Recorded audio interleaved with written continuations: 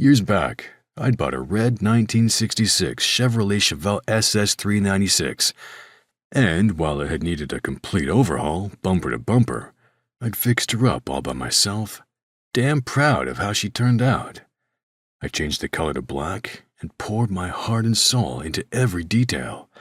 My car was the only thing that seemed to make me semi-happy these days. "It's a piece of shit," he countered, smirking because he knew his insult would rile me. "It's worth more than that foreign hunk of junk you have." "Maybe, but we're not showing up to this job with you looking like you do, and in some loud, unpredictable muscle car." "She's not unpredictable. She's just temperamental, like all females tend to be." Owen shook his head before getting in his car, beeping the horn when I hadn't immediately joined him. I took my time crossing the 50 feet between us and sauntered to the passenger side. Once seated, my brother tossed a pair of dark shades in my lap. "Keep those on when we meet this guy. You'll draw enough unwanted attention to yourself as it is. I don't need them freaking out over your eyes." He laughed, although the sound was laced with a bit of jealousy. My brother had always been envious of the attention I'd received growing up because of my eyes.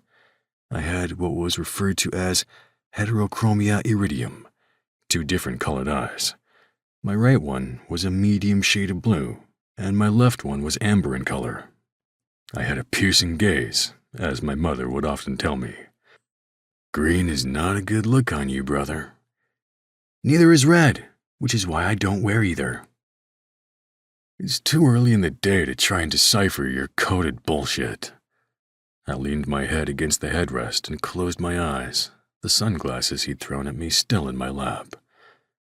Taking a new job had been the last thing I wanted to do, but my brother would have hounded me until I gave in. There was only so much resistance I could exert before I relented. We both knew it, and I was sure he was grateful he didn't have to gather a few of our friends and come drag me out of my house. I hadn't questioned Owen about who our new employer would be or how long the job would last. Questions were for people who cared, and I didn't. I simply wanted to get him off my back because he'd been pestering me for months to rejoin the land of the living. I should be grateful he gave me those months to myself, cut off from the rest of the world. I'd still be holed up at my place, shades drawn, and phone battery drained if he hadn't forced his way inside. Well, forced was maybe the wrong word since he did have a key. Still, Owen was a pain in the ass when he wanted, or needed to be. Shoving all thoughts of the impending meeting aside, my memories pulled me back to months prior, when my world had been normal. Images flashed, one after the other, but they weren't what I wanted to remember. Instead, they were recollections I wanted to forget.